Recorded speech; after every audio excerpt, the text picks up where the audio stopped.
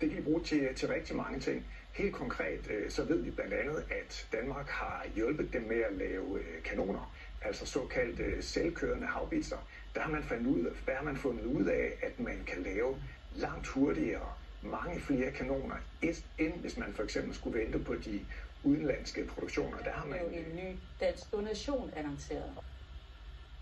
Today I am pleased to announce a new Danish donation of more than 130 million euro directly into Ukraine's defense industry. It may seem a bit strange that we stand here and praise our investments in drones, and therefore let me be very clear, we can only have peace in Europe if we are able to defend ourselves. In every aspect of protecting life, Denmark stands with Ukraine.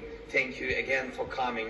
Thank you very much, dear Madam Prime Minister. Slava Ukraine. Fuld og vedvarende støtte til Ukraine.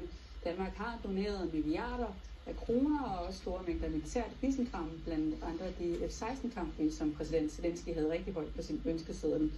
Og Mette Frederiksen lagde også tidligere i dag krans ved et monument for de faldne ukrainske soldater.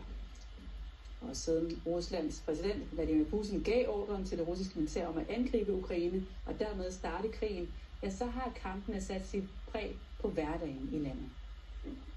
Для мене день життя в Україні це, а вже ж кожен день це повітряні тривоги, які постійно лунають. Кожен день в Україні прожитий нами це диво. І тепер життя в Україні не сприймається як щось, що... Ja, som så ud, da Rusland den 24. februar 2022 indledte sin invasion af Ukraine. Og dagen i dag bliver altså markeret over hele verden, blandt andet i EU-parlamentet, hvor præsident Volodymyr Zelensky også talte til parlamentets medlemmer. Putin is focused on winning this war. He will not stop on his own.